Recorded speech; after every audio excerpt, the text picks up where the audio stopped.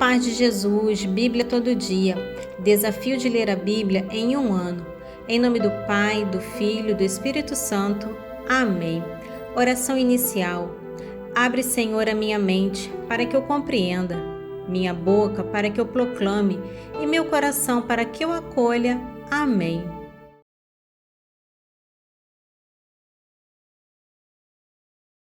O capítulo 7 de 2 Crônicas é um dos pontos altos do relato da dedicação do templo, mostrando a aceitação divina da oferta e da oração de Salomão. Ele detalha a manifestação espetacular da glória de Deus, a festa de dedicação e, em seguida, a revelação de Deus a Salomão, reiterando a aliança, estabelecendo condições para a continuidade das bênçãos ou para o juízo. Vamos à leitura. 2 Crônicas, capítulo 7. Quando Salomão terminou essa prece, desceu fogo do céu e consumiu o holocausto com os sacrifícios, e a glória do Senhor encheu o templo. Os sacerdotes não podiam entrar no templo do Senhor. Tanta era a glória que enchia o edifício. À vista do fogo que descia e da glória do Senhor que enchia o templo, toda a multidão de israelitas se prosternou com o rosto em terra, sobre o pavimento, e prosternados puseram-se a cantar. Louvai o Senhor porque Ele é bom, porque sua misericórdia é eterna. O rei e todo o povo ofereceram então um sacrifício em presença do Senhor. Salomão imolou 22.000 touros e 120.000 ovelhas. Foi desse modo que o rei e o povo fizeram a dedicação do templo de Deus. Os sacerdotes mantinham-se em seus postos, igualmente os levitas com os instrumentos de música do Senhor, que Davi tinha mandado fazer para celebrar os louvores do Senhor, quando confiou-lhes essa função de cantar os louvores do Senhor, porque sua misericórdia é eterna. Os sacerdotes diante deles tocavam trombetas, enquanto toda a multidão dos israelitas mantinham-se de pé. Salomão consagrou a parte central do átrio, que está em frente da fachada do templo do Senhor. Ofereceu ali holocaustos e a gordura dos sacrifícios pacíficos, porque o altar de bronze que tinha feito não era suficiente para os holocaustos, oferendas e a gordura das vítimas. A celebração dessa festa, presidida então por Salomão, para todo o povo de Israel, durou 7 dias. A multidão congregada desde a entrada de Emate até a torrente do Egito era enorme. No 8º dia, realizou-se a assembleia solene, pois tinham celebrado a dedicação do altar, assim como a festa durante 7 dias. No 23º dia do 7º mês, Salomão mandou o povo de volta para suas tendas. Estavam todos alegres e contentes por causa dos benefícios que o Senhor tinha feito a Davi, a Salomão e a seu povo de Israel. Acabara, pois, o rei, o templo e o palácio real, tinha levado a bom termo tudo o que tencionava fazer no templo do Senhor e em sua própria residência. Durante a noite o Senhor lhe apareceu. Ouvi, disse ele, tua oração e escolhi este lugar para que seja o templo no qual me oferecerão o sacrifício. Quando eu cerrar o céu e não houver mais chuva, quando ordenar aos gafanhotos que devorem a terra, ou quando enviar a peste contra meu povo, se meu povo sobre o qual foi invocado o meu nome se humilhar, se procurar minha face para orar, se renunciar ao seu mau procedimento, escutarei do alto do céu e sanarei sua terra.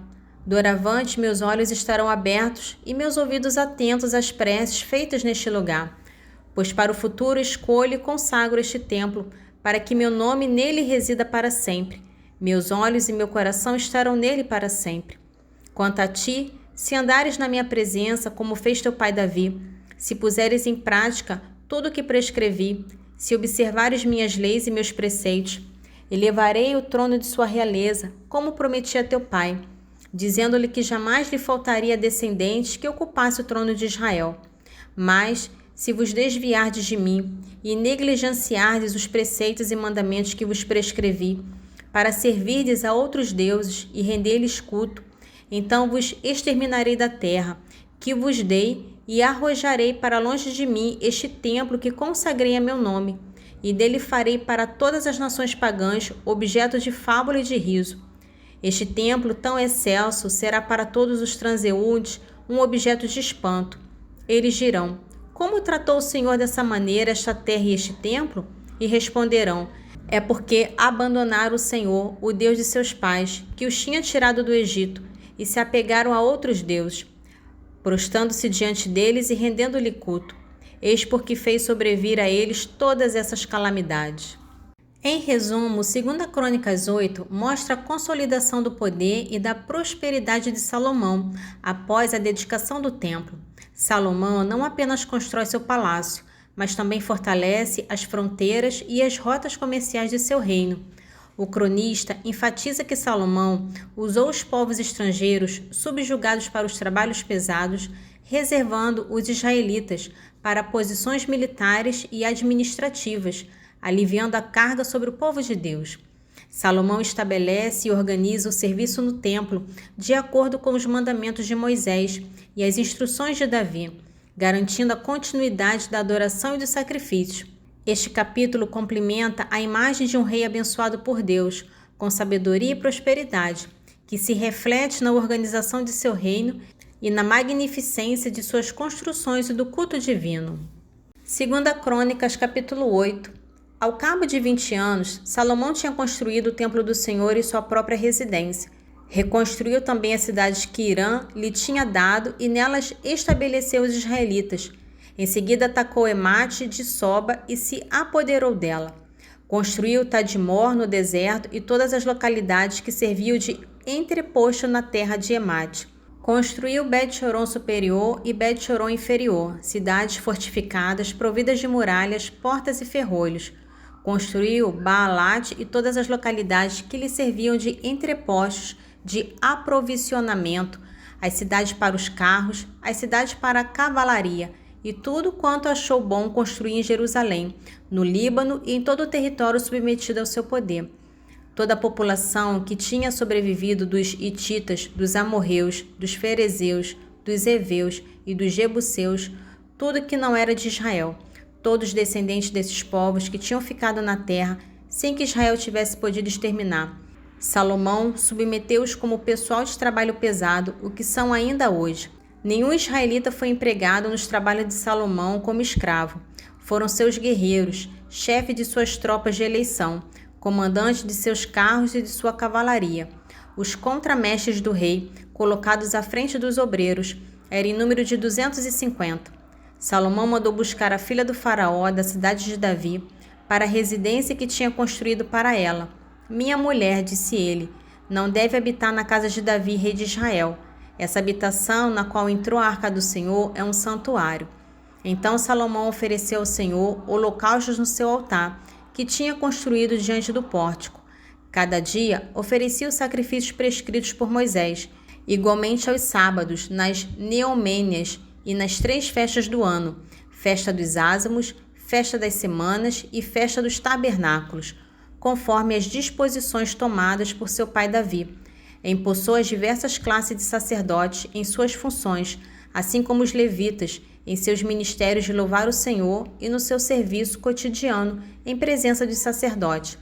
Finalmente, os porteiros para cada porta, de acordo com sua categoria. Assim tinha mandado Davi, o homem de Deus. Em nada se afastaram das disposições que tinham tomado com referência ao sacerdote, aos levitas e ao que se relacionava com os tesouros. Dessa forma, foi levada a efeito toda a obra de Salomão, desde a fundação do templo até seu acabamento. O templo do Senhor estava, pois, terminado. Então Salomão dirigiu-se a Sigobé e a Elate, nas praias do mar, na terra de Edom. Hirã enviou-lhe por meio de seus servos, navios e marinheiros experimentados. Eles foram a Ofir com os servos de Salomão, e de lá trouxeram ao rei 450 talentos de ouro. Nesse trecho de Crônicas, capítulo 9, vai descrever a visita da rainha de Sabá a Jerusalém, para testemunhar a renomada sabedoria e a imensa riqueza de Salomão.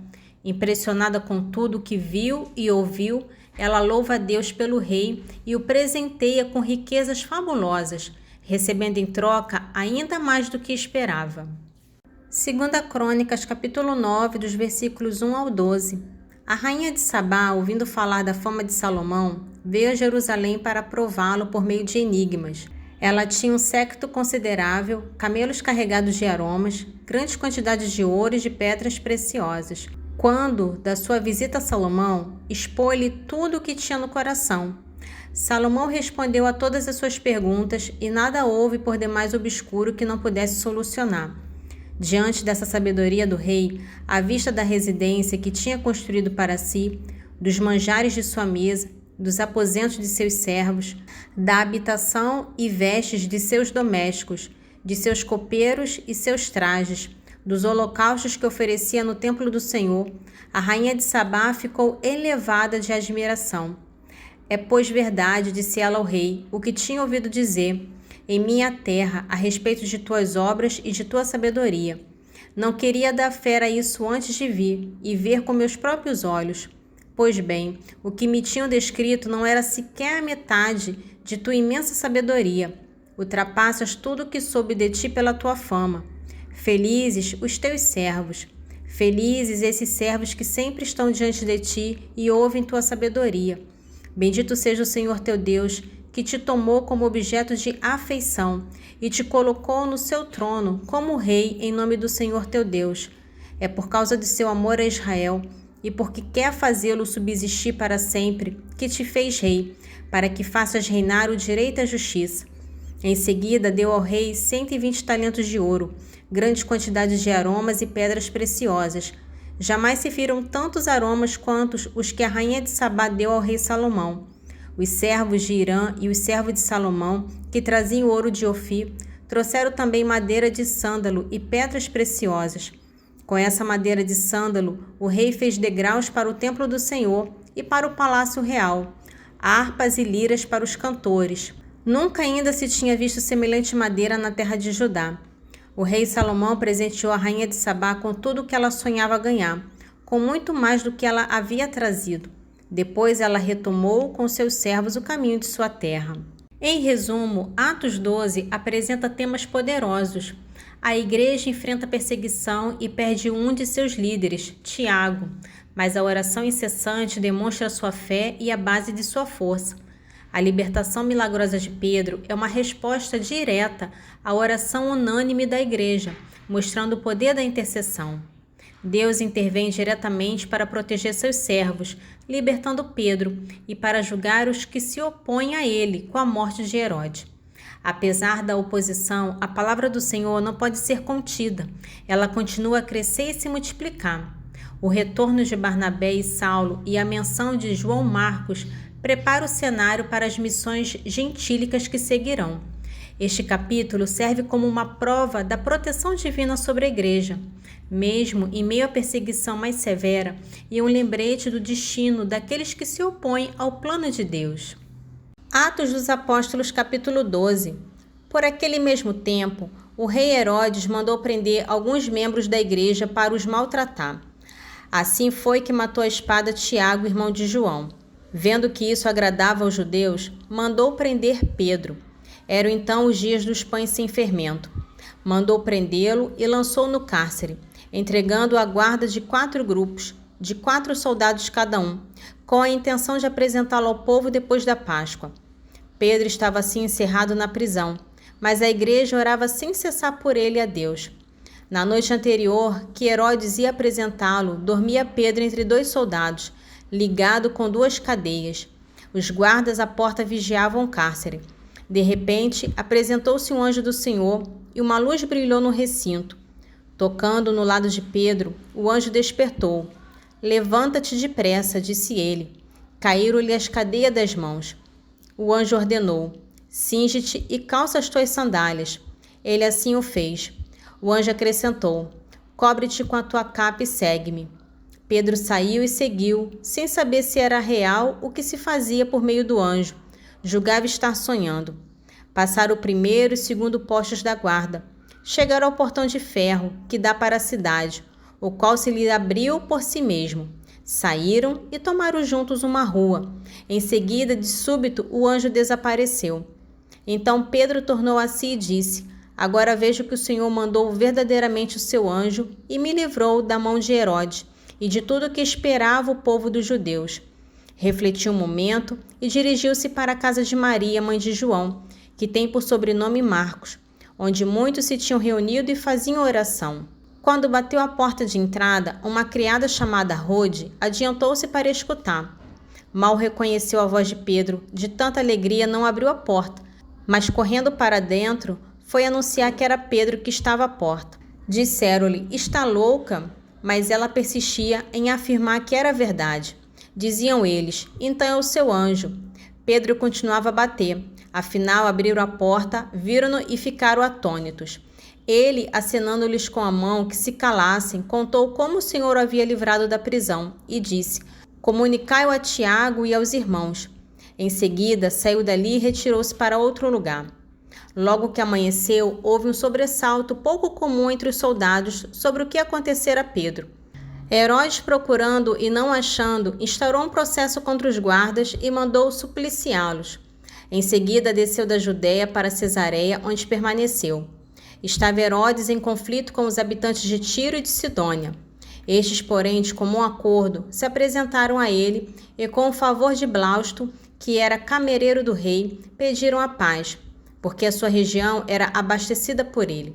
No dia marcado, Herodes, vestido em traje real, sentou-se no tribunal e lhes dirigiu uma alocução. O povo aplaudia. É a voz de um Deus e não de um homem. No mesmo instante, o anjo do Senhor o feriu, por ele não haver dado honra a Deus, e roído de vermes expirou. Entretanto, a palavra de Deus crescia e se espalhava sempre mais. Tendo Barnabé e Saulo concluído a sua missão, voltaram de Jerusalém a Antioquia, levando consigo João, que tem por sobrenome Marcos. Esse trecho inicial do Salmo 68 é um desesperado clamor por socorro de um salmista, que se sente completamente submerso por aflições. Ele descreve sua situação como um afogamento em águas profundas e lodosas, onde não há esperança de se firmar. Sua voz está exausta de tanto gritar por ajuda, e seus olhos enfraquecem pela espera de Deus. Além de sua miséria física e emocional, ele lamenta ser perseguido por inimigos inumeráveis e injustos. Salmo 68, dos versículos 2 ao 5. Salvai-me, ó Deus, porque as águas me vão submergir. Estou imerso num abismo de lodo, no qual não há onde firmar o pé. Vim a dar em águas profundas, encobre-me as ondas. Já cansado de tanto gritar, enrouqueceu-me a garganta. Enfraqueceram-se meus olhos, enquanto espero meu Deus. Mais numerosos que os cabelos de minha cabeça são os que me detestam sem razão. São mais fortes que meus ossos os meus injustos inimigos. Porventura posso restituir o que não roubei? Em resumo, esse trecho de sabedoria detalha os benefícios multifacetados da sabedoria para o indivíduo que a abraça. Ela capacita o governante com a compreensão do passado e do futuro e a habilidade de resolver mistérios e interpretar sinais. Por meio dela, o autor espera alcançar não apenas sucesso terreno, mas também uma reputação duradoura e potencialmente a vida eterna. Este trecho reforça a ideia de que a busca pela sabedoria é a busca pela plenitude e pelo bem-estar em todas as dimensões da existência humana, sendo a verdadeira fonte de sucesso e felicidade. Livro da Sabedoria, capítulo 8, dos versículos 8 ao 16. Se alguém deseja uma vasta ciência, ela sabe o passado e conjectura o futuro. Conhece as sutilezas oratórias e resolve os enigmas, prevê os sinais e os prodígios, e o que tem que acontecer no decurso das idades e dos tempos. Portanto, resolvi tomá-la por companheira de minha vida, cuidando que ela será para mim uma boa conselheira, e minha consolação nos cuidados e na tristeza. Graças a ela receberei as honras das multidões, e embora jovem como sou, o respeito dos anciãos, reconhecerão a penetração de meu julgamento, e excitarei a admiração dos reis. Se me calo, esperarão que eu fale. Se falo, estarão atentos, e se prolongo meu discurso, levarão a mão à boca. Por meio dela obterei a imortalidade, e deixarei à posteridade uma lembrança eterna. Governarei povos e as nações me serão submissas. Príncipes temíveis estarão cheios de medo ao ouvirem falar de mim. Eu me mostrarei bom para com o povo e valoroso no combate. Recolhido em minha casa, repousarei junto dela, porque a sua convivência não tem nada de desagradável, e sua intimidade nada de fastidioso. Ela traz consigo, pelo contrário, o contentamento e a alegria. Oração final. Senhor, te louvo e agradeço, porque deixastes tua palavra viva no meio de nós. Que as tuas palavras fiquem guardadas em meu coração e que eu seja testemunha viva do vosso Evangelho. Amém. Em nome do Pai, do Filho e do Espírito Santo. Amém.